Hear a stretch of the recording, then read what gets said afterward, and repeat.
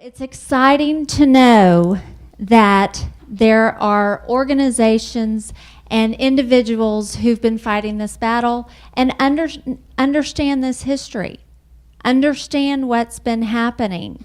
And as a mom in Texas who, because of the tenacity of Ginger Russell and her mother, and Donna Garner, who I want to thank for all the incredible information and knowledge that you have shared with moms like me.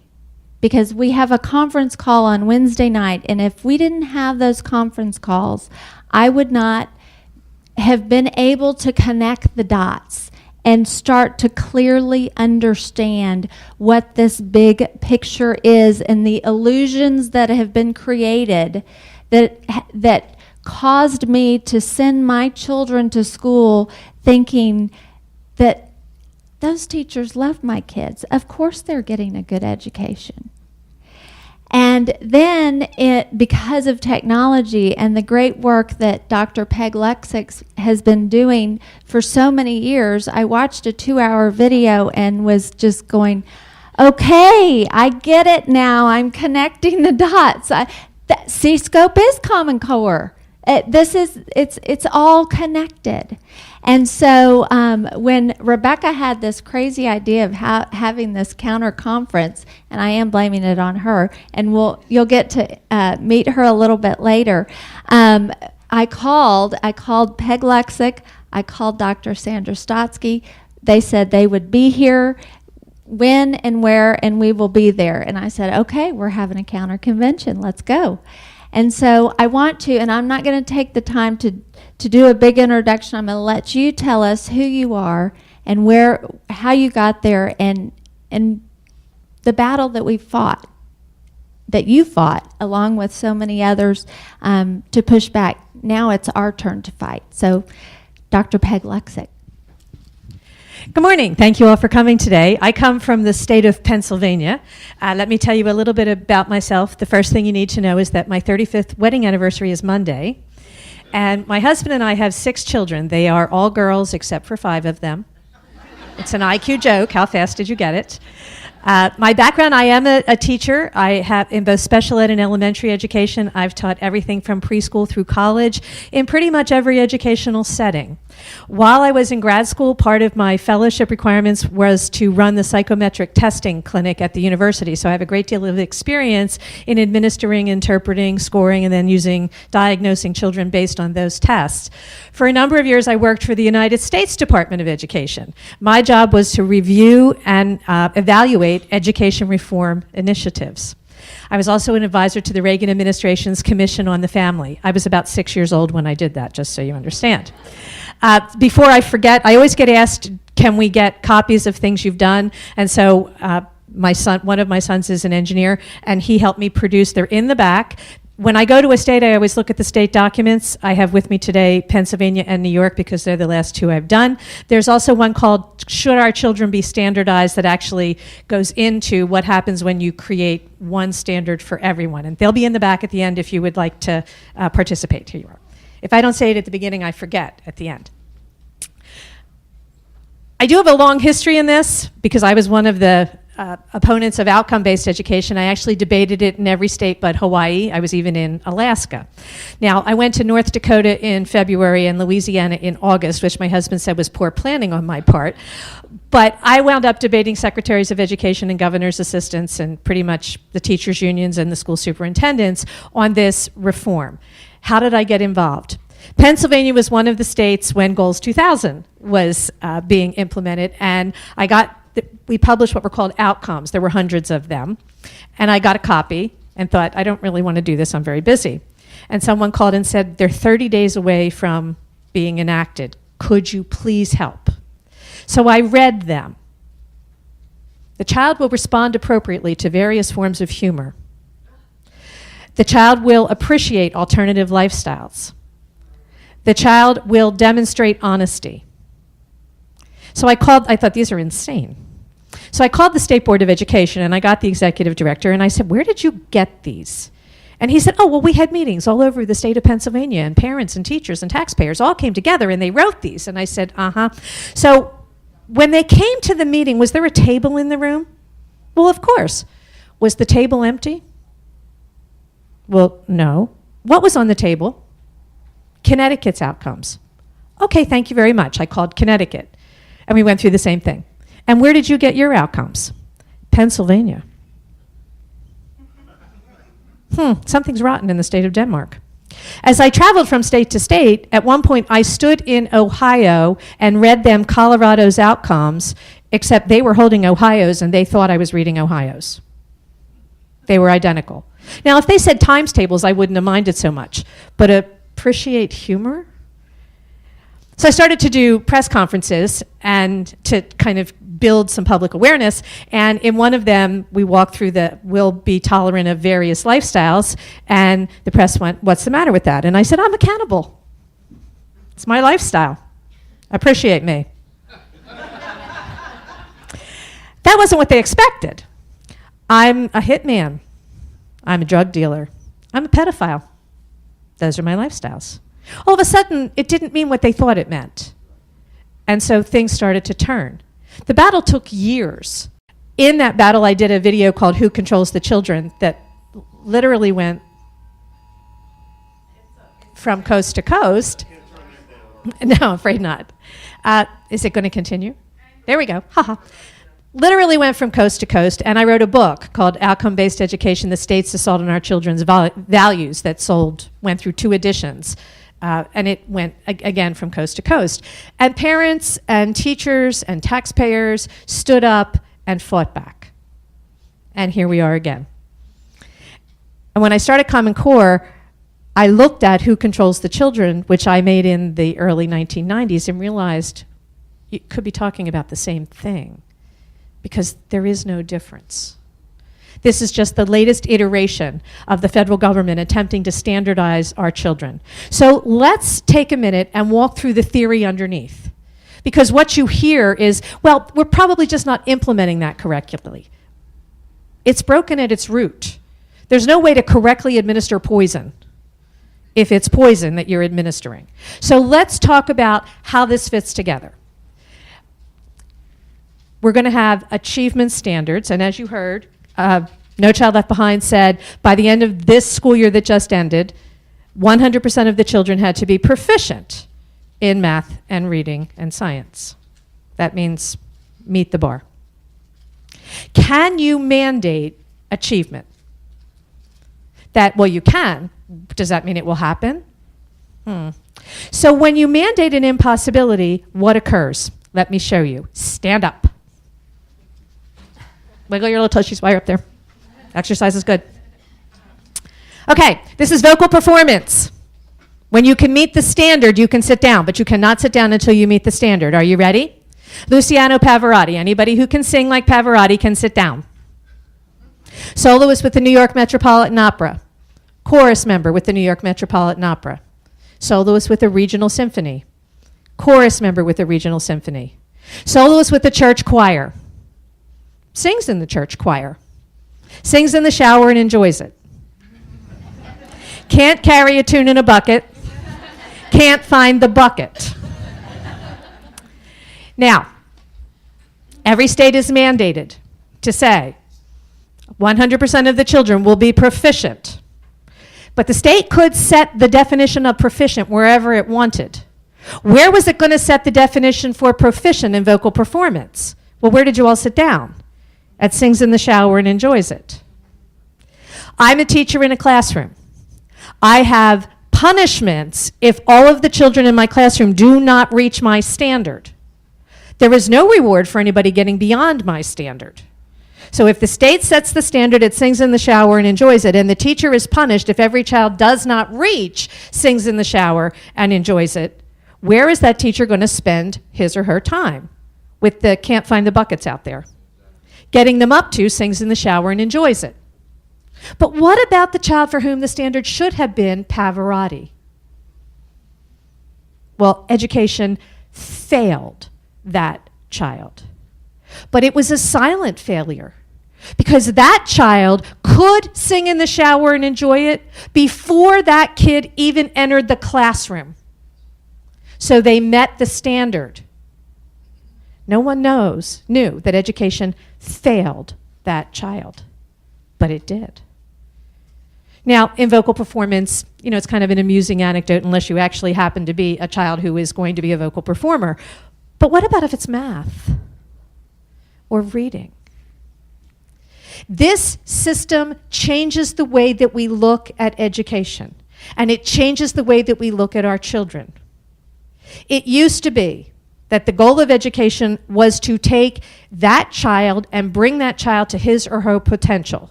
But in this system, the goal of education is to meet the standard. The standard is the goal. And if the standard is low, you met the goal. Well, is it low everywhere else? When the Common Core standards were being developed, William McCallum, one of the developers, actually attended a conference of math educators, and they didn't like the standards. They complained a lot. And he said, among other things, don't worry because the overall standards won't be too high. Trevor Packer, who's the senior vice president of the College Board, spoke to the American Association of School Superintendents, and he said, calculus sits outside the Common Core standards. Common Core asks educators to slow the math progression down. The National Center for Education and the Economy published a document called Tough Choices or Tough Times. It was published in May of 2013. The document was called What Does It Actually Mean to Be College and Work Ready, published in May of 2013. And they walked through what do we mean by these rigorous standards. And what they said was being able to do the very beginning classes in a community college. They went on to define that as more time on middle school math, Algebra 1 by the end of your sophomore year in high school. Because, they said, most community colleges begin with Algebra 1, so you don't need to have Algebra 2 in high school to take Algebra 1 in college. Nobody would do that. I come from the state of Pennsylvania. In the state of Pennsylvania, under Common Core, the high school math graduation requirement is Algebra 1. The test is called the Keystone Test, and the only one in math you have to pass to graduate is the Algebra 1 Keystone, and you do not have to pass it until the 11th grade.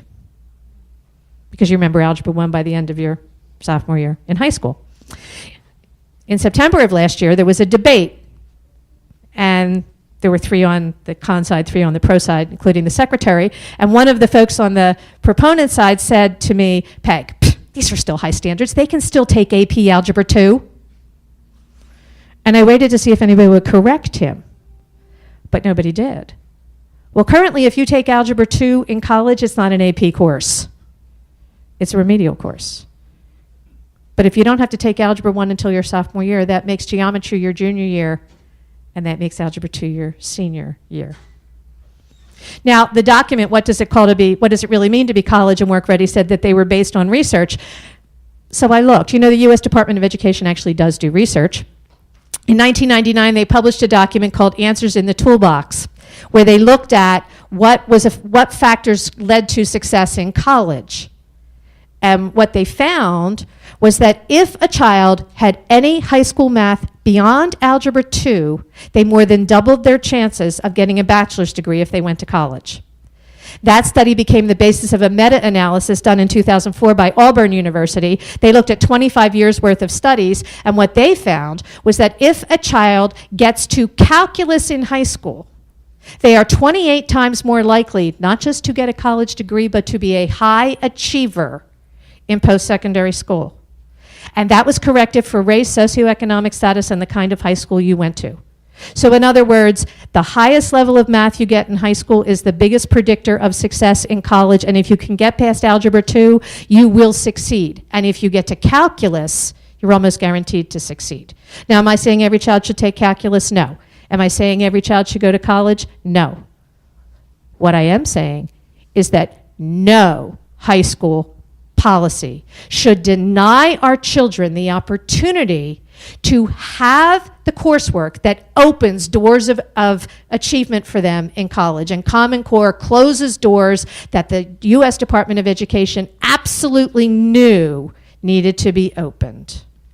Isn't it funny that they didn't know in 2014 what they did know in 1999?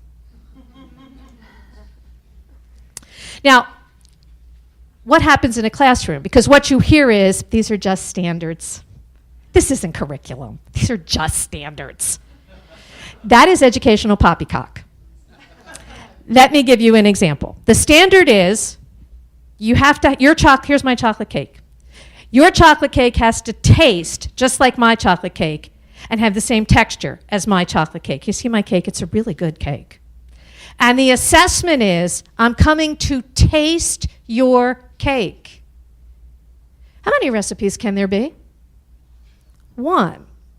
Because if you change anything in the recipe, it won't taste like mine, or it won't have the same texture as mine.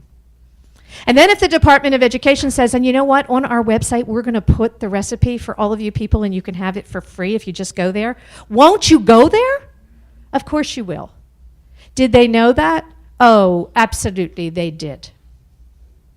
The U.S. Department of Education actually had training sessions when they began the money from the Obama administration, and they talked about in the training sessions, well, if the standards are federally controlled and the assessments are federally controlled, and even if your state does not use PARCC or the Smarter Balance, every state had to submit their state assessments to the federal government for approval to be used. So if I control the standard and I control the assessment, of course I control the curriculum. And the handout that they gave every state said standards assessment aligned instruction. Because everybody knows that standards that don't have curriculum attached are meaningless. They're not worth the paper that they're written on. So this has been about control from the beginning.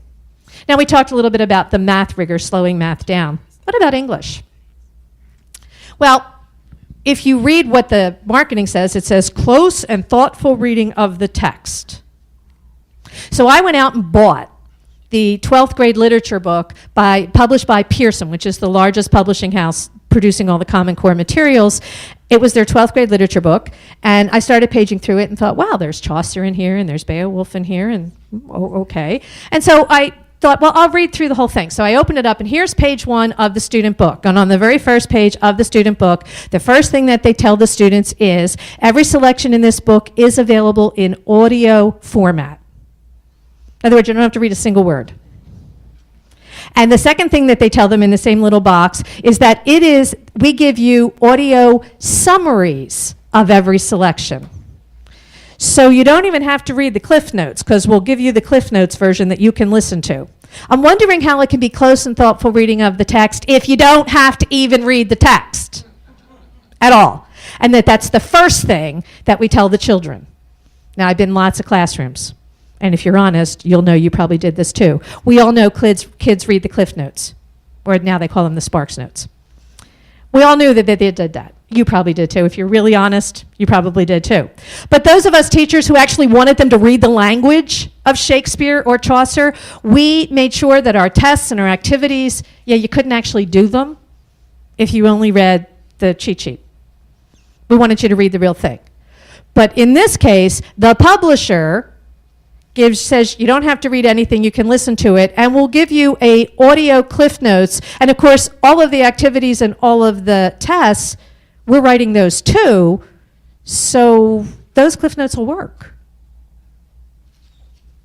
Doesn't sound rigorous to me, does it? Now, the base of this is the test. All these kids have to pass a state assessment.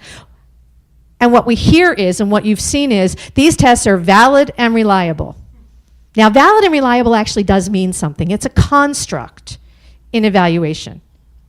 The first thing for a test to be valid and reliable is that the person doing the testing can have no connection to the person doing the implementing. Can you imagine if a doctor stood up and said, I have a cure for every kind of cancer that there is, and I have tested my program, and I know that it works, and now I'm going to put it on the market and make sure every cancer patient has to have it. Would anybody buy that? Then why are we buying that the same State Department of Education that is handing us the standards and putting together the curriculum is writing the test, scoring the test, and then reporting on its own results?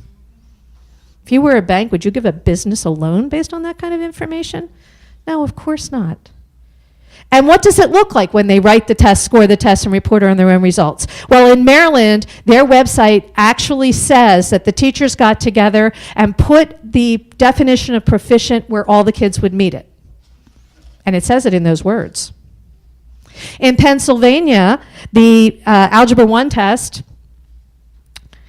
there were 2 sections, and each section had 3 little subsections. In the very first subsection, there were 9 possible points. If you got 3 of them, you passed. That's a 33%.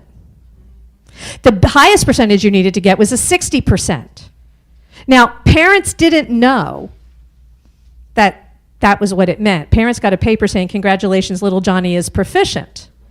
Trust me, no teacher anywhere and no parent anywhere getting a test paper that had a score between 33 and 60 would say, congratulations, you're proficient. Those would not be the words we would be using. But yet, the Pennsylvania test said that was what proficient meant. And what they did was you didn't get a raw score, the actual score. You got a scale score, meaning we assign an arbitrary artificial number. And what the parents were told was the scale score means the same from year to year. Yeah, but what does it mean? Well, they didn't tell you that part. If you're only getting 33% of Algebra 1, there's no way on the planet you can do any higher math than that.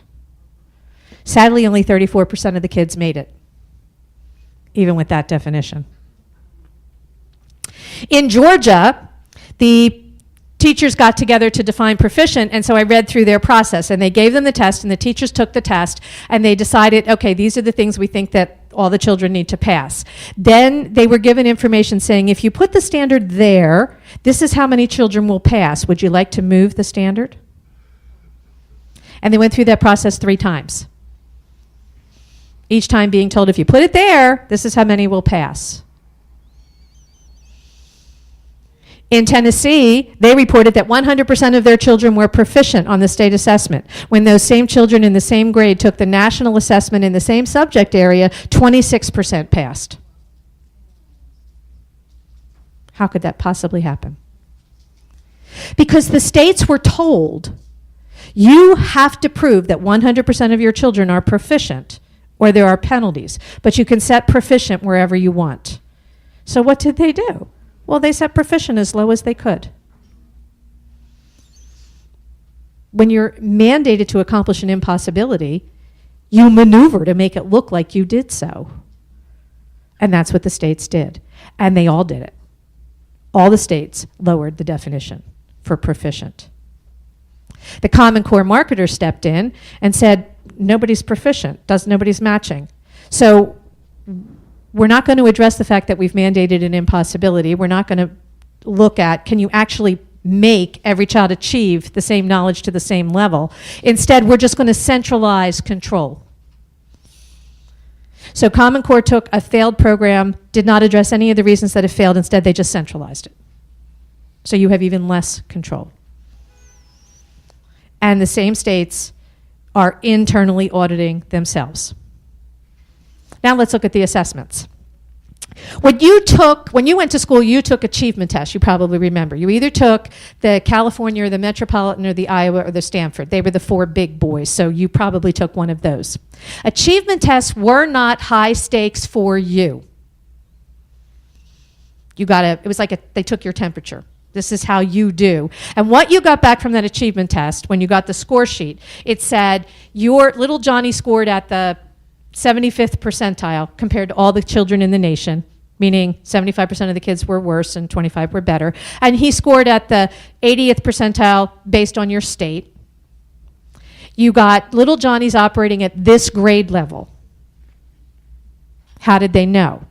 Because achievement tests, let's say it was 4th grade, the questions went from 1st grade to almost 8th grade. It was usually a 3.5 year spread on each side. And so when they scored the test, they could say, oh, he answered all the questions correctly to here, but here's where he stopped.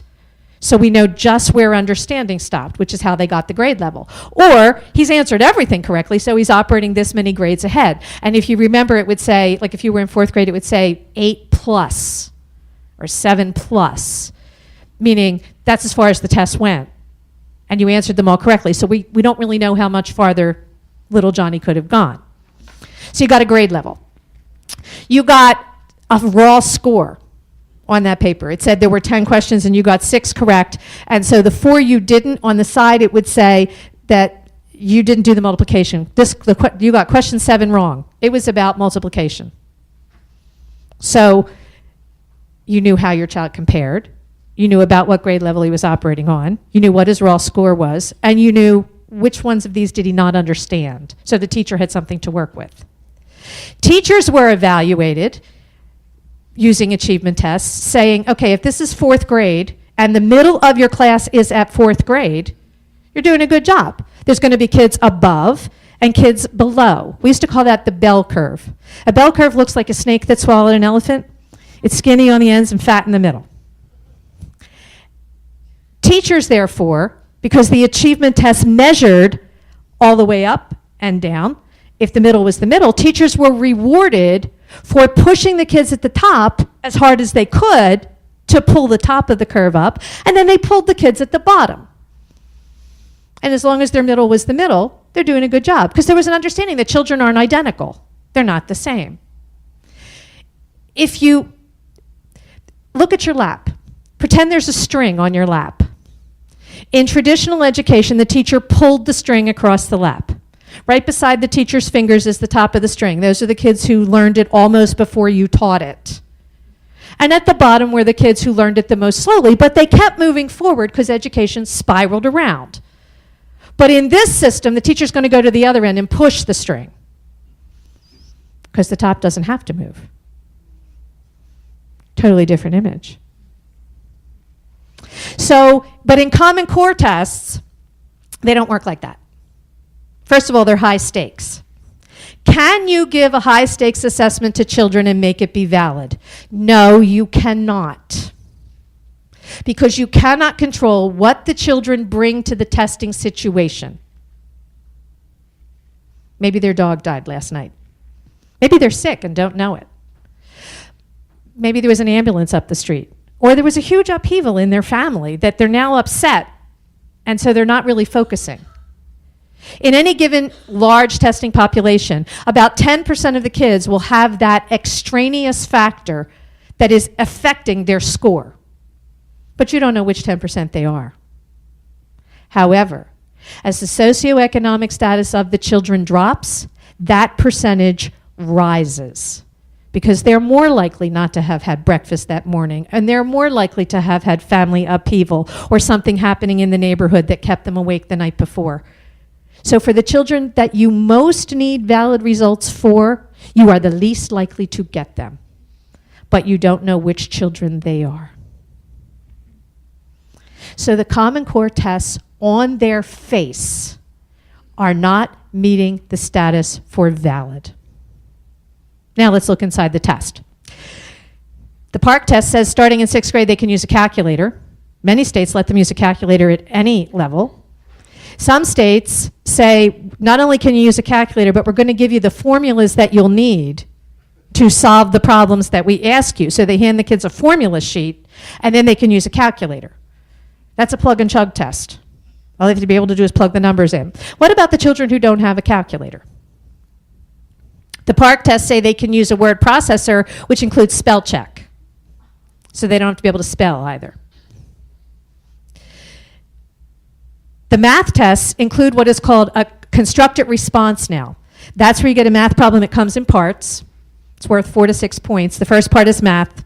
They do it. The second part is math. They do it. Third part is math. They do it. Fourth part, write about why you solved the problem the way that you solved it. Is that a math test or a writing test? That's a writing test, but we call it math. Who will do poorly on that section? Boys.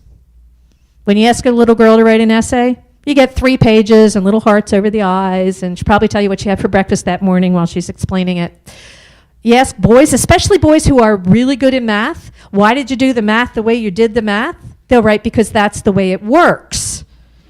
And what they're thinking, but usually are polite enough not to write, is you dummy. Why did you ask me that? I did the math. Who else? ESL kids, for whom English is a problem. Learning disabled kids, who often in learning disabilities, Nobody exactly knows why, but they often do better in math than they do in language. So these kids might have done the math correctly, but might not be able to explain to you why it happened, particularly autistic kids. That's a big thing. Kids from lower socioeconomic backgrounds, because standard English isn't always spoken in their home. But are they going to get a lower writing score? No, they're going to get a lower math score, which means they'll be placed in math remediation. So Common Core slows the math progression down, and kids who get low math scores are put in math remediation, so we slow the progression down one more time, even though it may not be a math problem. But what is the key to college success? Math. And this system doubly denies kids who come from disadvantaged backgrounds. You know, we use the word discrimination a lot when we shouldn't. This is discriminatory. This actually is discriminatory. Well, remediation, what happens? New York City schools in 2010, when the kids all did poorly on the test, they changed their curriculum to say 2.5 hours a day of remediation. Where did that 2.5 hours come from? Had to come from somewhere. It came from music and art and computer science and maybe an extra history course or English course. Kids who never needed remediation before are all of a sudden finding themselves in remedial courses because, for example, in New York, their pass rate went from 60-some% to 37%, which was predicted before the test was even written. What a surprise. And so all of these children now need to be in remedial courses to get to these minimum standards. Well, what does that look like if you're actually a child? I told you I have 6 children. We're going to use 3 of them as an example. My oldest son is a licensed architect. He's tone deaf. He was the one that if he was singing in the shower, everyone else in the family pounded on the door and said, please stop, because it sounds so awful. I have one daughter. She is a classical ballerina. She is the principal dancer at Madison Ballet. She's been a professional dancer now for more than a decade. We homeschooled her for high school so that she could dance. She is the mathematical equivalent of a dyslexic. She brought me a time problem once with a negative answer, and I said, honey, that can't be right. And she said, why? I said, time doesn't go backwards. And she looked at me like I was from Mars, and I said, can you get younger? I don't know.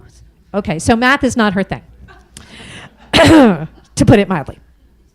My 4th child, 3rd son, is an opera singer. When he was in college, he decided it would enhance his career if he took dance. At the end of a couple of semesters, the professor came to him and said, well, I have good news and I have bad news. The good news, you're the hardest working child in this room, and you are the most improved student that I have. The bad news, you've gone from horrendous to abysmal. Please never take another dance class again. I'll give you an A so I don't mess up your GPA if you promise me you won't ever come here again. And he was laughing when he told me. Okay, so this is Common Core, and we have to be remediated to get to these minimum standards. So where do we get the time?